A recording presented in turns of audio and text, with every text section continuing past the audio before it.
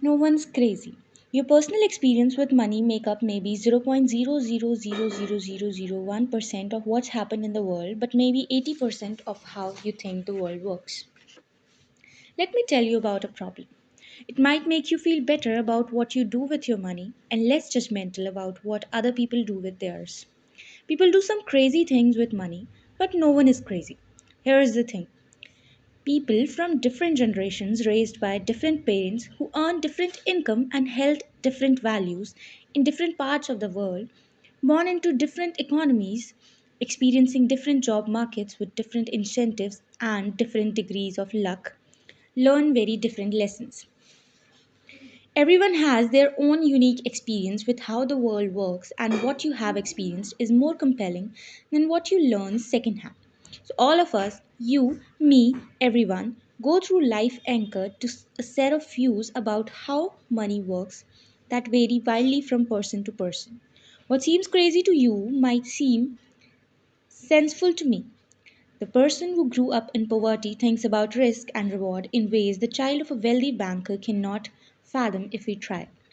The person who grew up when inflation was high experienced something the person who grew up when stable prices were there never had to.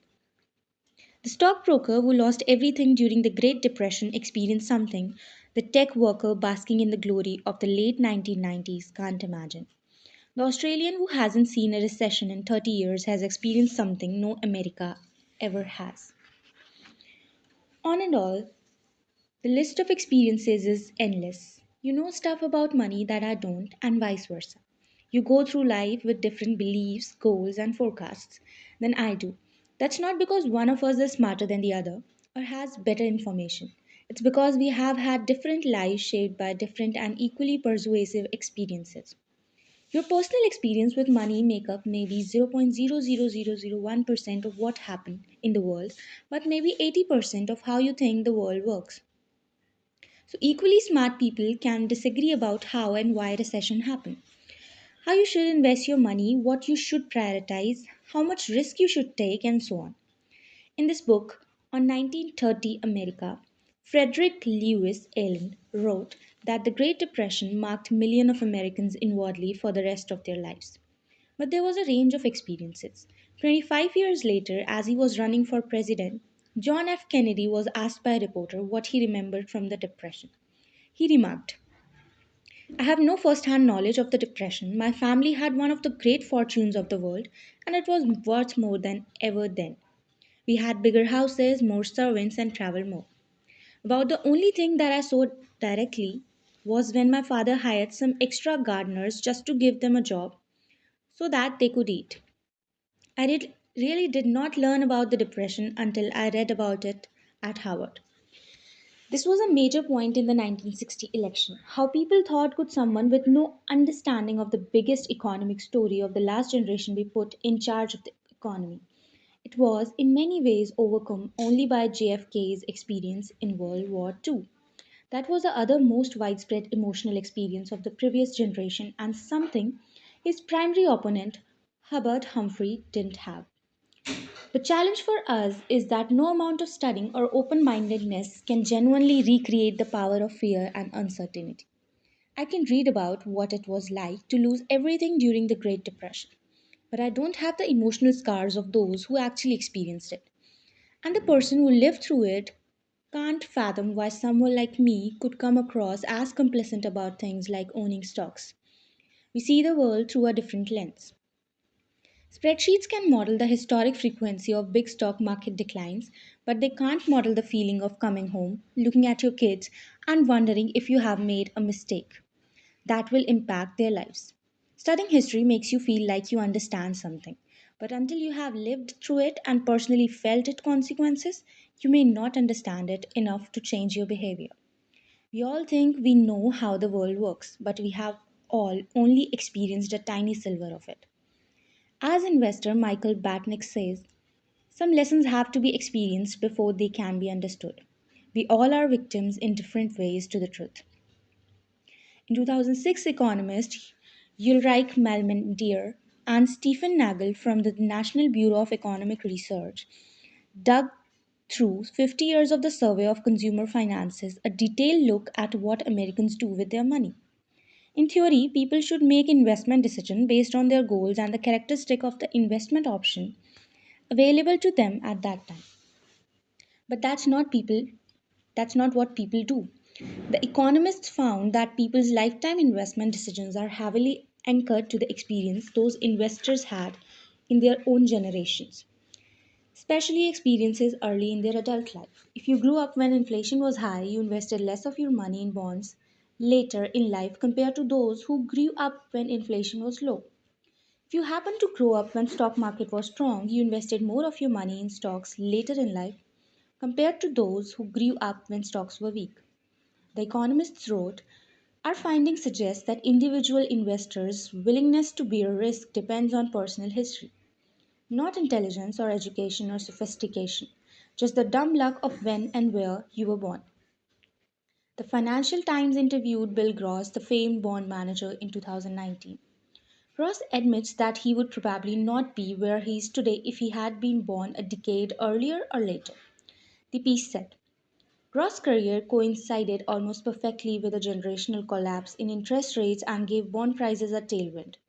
That kind of thing doesn't just affect the opportunities you come across, it affects what you think about those opportunities when they are presented to you.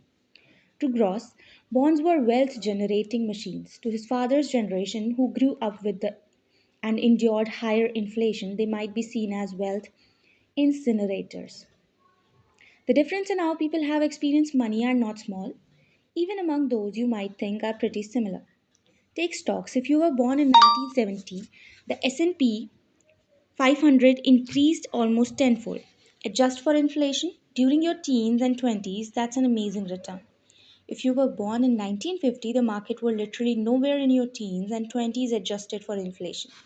Two groups of people separated by chance of their birth here go through life with a completely different view on how the stock market works. Or inflation. If you were born in 1960s America, inflation during your teens and 20s, your young, impressionable years, when you are developing a base knowledge about how the economy works, sent prices up more than threefold. That's a lot. You remember gas lines and getting paychecks that stretched noticeably less far than the ones before them. But if you were born in 1990, inflation has been so low for your life that it's probably never crossed your mind.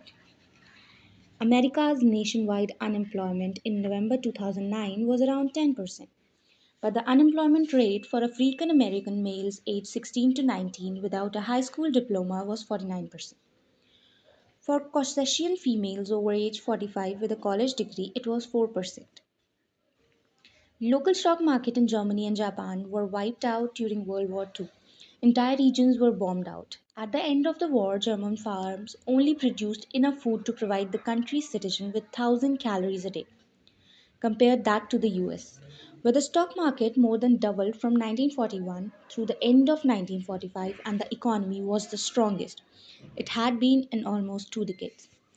No one should expect members of these groups to go through the rest of their lives thinking the same thing about inflation or the stock market or unemployment or money in general. No one should expect them to respond to financial information the same way. No one should assume they are influenced by the same incentives. No one should expect them to trust the same source of advice.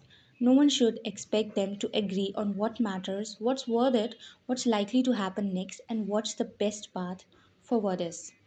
Their view of money was formed in different worlds, and when that's the case, a view about money that one group of people think is outrageous can make perfect sense to others.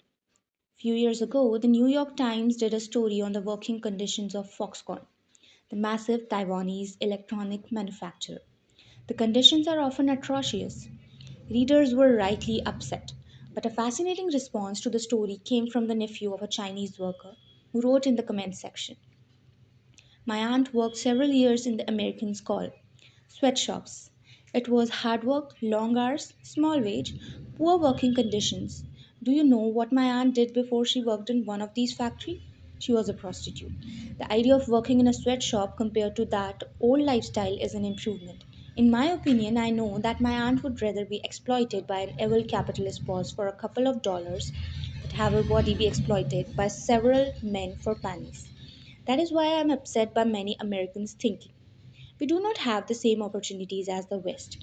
Our governmental infrastructure is different. The country is different? Yes. Factory is hard labor. Could it be better? Yes. But only when you compare such to American jobs. I don't know what to make of this. Part of me wants to argue fiercely, part of me wants to understand. But mostly it's an example of how different experiences can lead to vastly different views within topics that one side intuitively thinks should be black and white. Every decision people make with money is justified by taking the information they have at the moment and plugging it into their unique mental model of how the world works. Those people can be misinformed, they can have incomplete information. They can be bad at maths, they can be persuaded by rotten marketing, they can have no idea what they are doing, they can misjudge the consequences of their action, or can they ever? But every financial decision a person makes sense to them in that moment and checks the boxes they need to check. They tell themselves a story about what they are doing and why they are doing it. And that story has been shaped by their own unique experiences. Take a simple example, lottery tickets. Americans spend more than movies, video games, music, sporting events, and book combined. And who buys them? Mostly poor people. The lowest income household in the US on average spend $412 a year on lotto tickets, four times the amount of those in the highest income groups. 40% of Americans cannot come up with $400 in an emergency, which is to say, those buying $400 in lottery tickets are by and large the same people who say they couldn't come up with $400 in an emergency. They are blowing their safety nets on something with a 1 in million chance of hitting it big. That seems crazy to me. It probably seems crazy to you too. But I'm not in the lowest income group. You are likely not either. So it's hard for many of us to intuitively grasp the subconscious reasoning of low income lottery ticket buyers. But strain a little and you can imagine it going something like this. We live paycheck to paycheck and saving seems out of reach. Our prospects for much higher wages seem out of reach. We can't afford nice vacations, new cars, health insurance, or homes in safe neighborhoods. We can't put our kids through college without crippling debt. Much of the stuff you people who read finance books either have now or have a good chance of getting, we don't. Buying a lottery ticket is the only time in our lives we can hold a tangible dream of getting the good stuff that you already have and take for granted. We are paying for a dream, and you may not understand that because you are already living a dream. That's why we buy more tickets than you do. You don't have to agree with this reasoning. Buying lotto tickets when you are broke is still a bad idea, but I can kind of understand why lotto ticket sales persist. And that idea, what you are doing seems crazy, but I kind of understand why you are doing it. Uncovers the root of many of our financial decisions. Few people make financial decisions purely with a spreadsheet. They make them at a dinner table or in a company meeting. Places where personal history, your own unique view of the world, ego, pride, marketing, and odd incentives are scrambled together into a narrative that works for you. Another important point that helps explain why money decisions are so difficult and why there is so much misbehavior is to recognize how new this topic is. Money has been around a long time. King Elias of Lydia, now part of Turkey, is thought to have created the first official currency in 600 BC. But the modern foundation of money decisions, saving, and investing is based around the concepts that are practically infants. Take retirement. At the end of 2018, there was $27 trillion in US retirement accounts, making it the main driver of the common investor saving and investing decisions. But the entire concept of being entitled to retirement is at most two generations old. Before World War II, most Americans worked until they died. That was the expectation and the reality. The labor force participation rate of men aged 65 and over was above 50% until the 1940s. Social Security aimed to change this, but its initial benefits were nothing close to a proper pension. When Ida Mae Fuller cashed the first Social Security check in 1940, it was for $22.54 or $416 adjusted for inflation.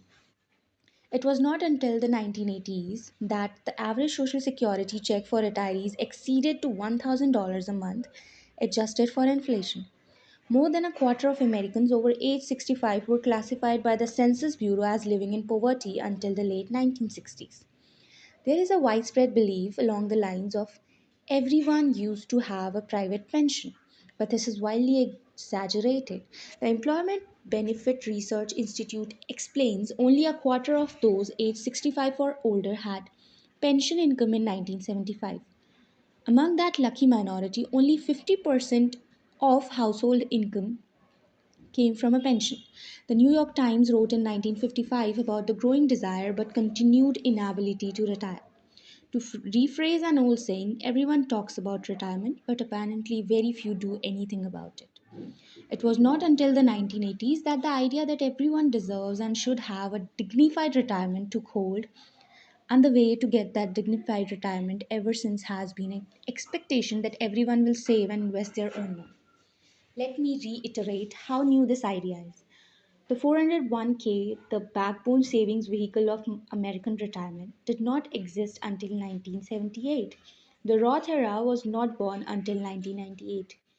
If it were a person, it would be barely old enough to drink. It should surprise no one that many of us are bad at saving and investing for retirement. We are not crazy, we are all just newbies. Same goes for college. The share of Americans over age 25 with a bachelor's degree has gone from less than 1 in 20 in 1945 to 1 in 4 by 2015. The average college tuition over the time rose more than fourfold adjusted for inflation. Something so big and so important hitting society so fast explains why, for example, so many people have made poor decisions with student loans over the last 20 years. There is no decades of accumulated experience to even attempt it for. We are winging it. Same for index funds, which are less than 50 years old, and hedge funds, which didn't take off until the last 25 years. Even widespread use of consumer debt, mortgage, credit cards, and car loans did not take off until after World War II, when the GI Bills made it easier for millions of Americans to borrow. Dogs were domesticated 10,000 years ago and still retain some behaviors of their wild ancestors. Yet here we are, with between 20 and 50 years of experience in the modern financial system, hoping to be perfectly acclimated. For a topic that is so influenced by emotion versus fact, this is a problem. And it helps explain why we don't always do what we are supposed to do with money. We all do crazy stuff with money because we are all relatively new to this game, and what looks crazy to you might make sense to me. But no one is crazy. We all make decisions based on our own unique experience that seem to make sense to us in a given moment. Now, let me tell you a story about how Bill Gates got rich.